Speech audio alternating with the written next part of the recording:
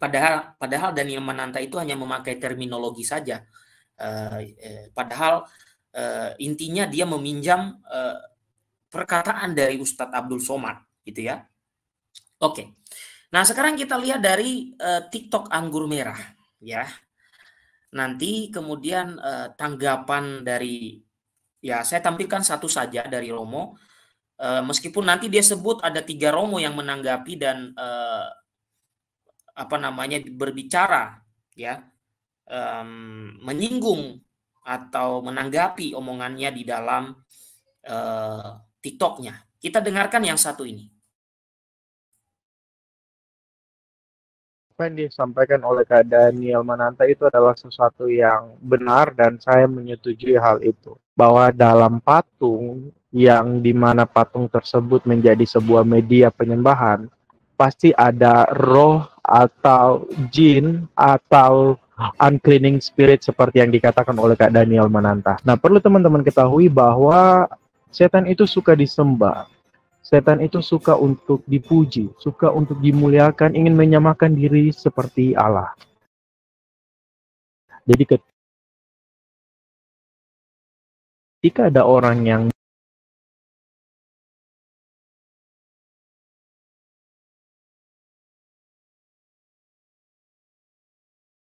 menyembah di luar Allah itu, sinyalnya kurang bagus ini. Sebentar Bapak Ibu ya.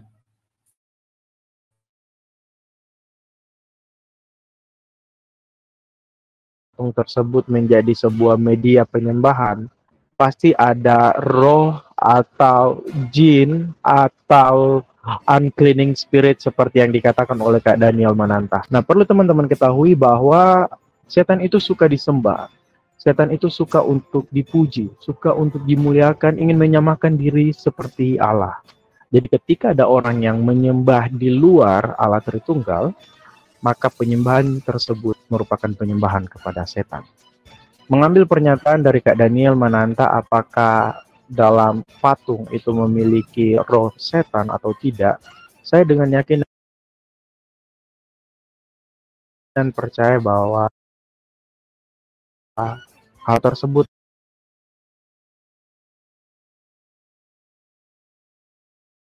adalah benar, bahwa di dalam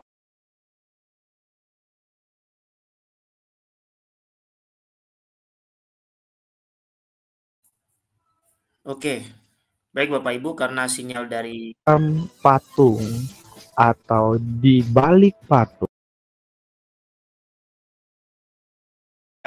sinyal dari TikTok saya agak kurang bagus. Baik Bapak Ibu, saya mungkin putarkan di sini saja dengan suara saja ya. Saya hentikan dulu ini. Dengan suara saja kita dengar. Ada di sini saya punya videonya tapi belum saya download. Ya, kita dengarkan ya Bapak Ibu. Apa yang disampaikan oleh Kak Daniel Mananta itu adalah sesuatu yang benar dan saya menyetujui hal itu. Bahwa dalam patung yang dimana patung tersebut menjadi sebuah media penyembahan, pasti ada roh atau jin atau uncleaning spirit seperti yang dikatakan oleh Kak Daniel Mananta. Nah, perlu teman-teman ketahui bahwa setan itu suka disembah. Setan itu suka untuk dipuji, suka untuk dimuliakan, ingin menyamakan diri seperti Allah. Jadi ketika ada orang yang menyembah di luar Allah Tritunggal, maka penyembahan tersebut merupakan penyembahan kepada setan. Mengambil pernyataan dari Kak Daniel Mananta apakah dalam patung itu memiliki roh setan atau tidak, saya dengan yakin dan percaya bahwa hal tersebut adalah benar. Bahwa di dalam patung atau di balik patung itu pasti ada roh setan jika patung tersebut menjadi media penyembahan. Tapi berbeda jika patung itu tidak menjadi media penyembahan. Karena kita perlu ingat yang saya katakan tadi, bahwa iblis itu suka disembah. Maka dia akan memilih tempat yang menjadi media penyembahan.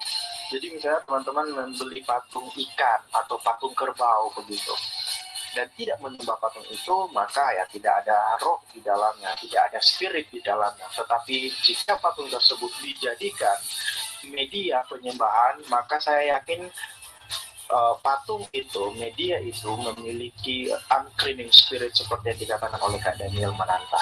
Dan saya juga perlu mengatakan bahwa di dalam teologi Protestan kami sangat menolak devosi terhadap patung-patung orang kudus atau patung-patung Ibu Yesus dan patung-patung lainnya yang berada di dalam gereja, yang dimana kita melakukan devosi atau memiliki ibadah khusus terhadap patung-patung tersebut. Walaupun konteks kita itu tidak menyembah dia, tetapi dalam teologi kami, pemahaman kami, ketika kita sudah mencium, kita sudah sujud di bawah patung itu, kita tertunduk di bawah patung itu masuk dalam kategori penyembahan. Mungkin teman-teman di sini akan berkata, iya kita sujud, tapi kita menyembah Allah Tritunggal. Mungkin teman-teman bisa membaca di dalam Hakim-Hakim 8, di mana Gideon itu membuat kain efod dari hasil rampasan perhiasan. Pembuatan efod itu dikhususkan untuk memuliakan Tuhan, tetapi terjadi perbuatan serong ketika orang Israel itu sujud menyembah baju efod itu. Dan itulah yang menjadi jerat dari Gideon. Nah, dari sini saya ingin mengatakan bahwa tujuan memuliakan Tuhan harus juga didukung dengan cara yang benar. Oke, Bapak Ibu, dia mengaku sebagai seorang Protestan, dia Calvinis. Kalau dia mengaku Protestan, sebenarnya kurang tepat. Karena Protestan yang benar itu masih mengajarkan dokumen-dokumen yang digunakan oleh Luther, di mana Luther tidak pernah mengajarkan bahwa ada unclean spirit di dalam patung Yesus, di dalam patung Bunda Maria, dan lain sebagainya. Nah, Bapak Ibu, omongan dia ini kemudian ada beberapa romo yang menanggapi. Salah satunya adalah ini. Kemudian nanti karena ditanggapi oleh romo, lalu dia buat viti baru. Dia katakan itu klarifikasi. Oke, kita dengar ini tanggapan dari romo Andreas Subekti ya. Oke, kita dengarkan. Dia menanggapi video yang sama tadi. Apa yang disampaikan oleh Kak Daniel Mananta itu adalah sesuatu yang benar, dan saya... Halo sahabat Romo Bekti, masih banyak yang mengatakan bahwa ya dalam patung, dalam benda rohani itu ada unclean spirit. Tapi harus kita ingat juga dalam tradisi kekatolikan bahwa benda-benda rohani itu diberkati dengan rumusan doa yang biasa saya doakan dalam buku ini, upacara sakramen dan pemberkatan. Saya sebutkan rumusan doanya. Tuhan Allah kami, Putramu terkasih telah wafat pada salib untuk menyelamatkan semua manusia. Kami mohon, sudilah memberkati salib ini.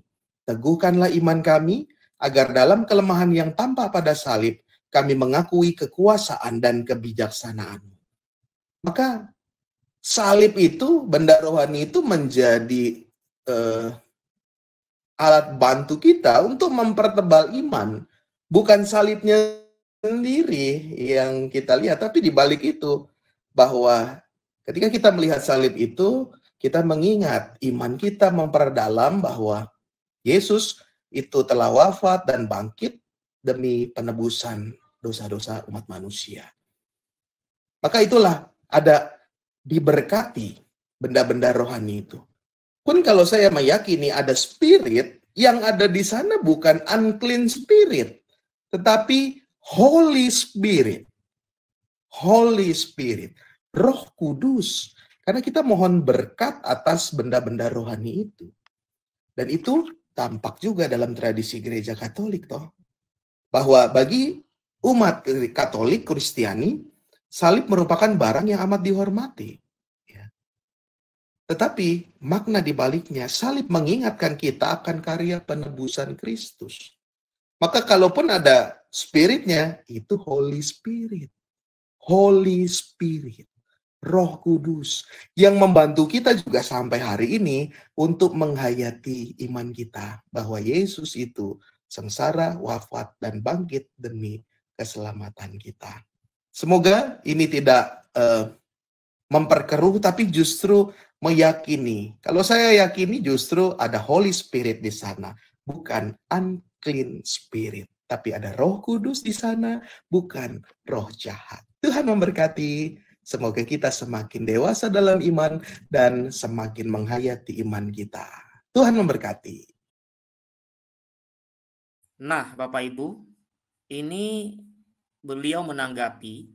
Lalu ada Romo Engga, ya, juga menanggapi di TikTok, tapi saya tidak tampilkan video beliau. Cukup satu saja dari Romo Andreas Subekti tadi.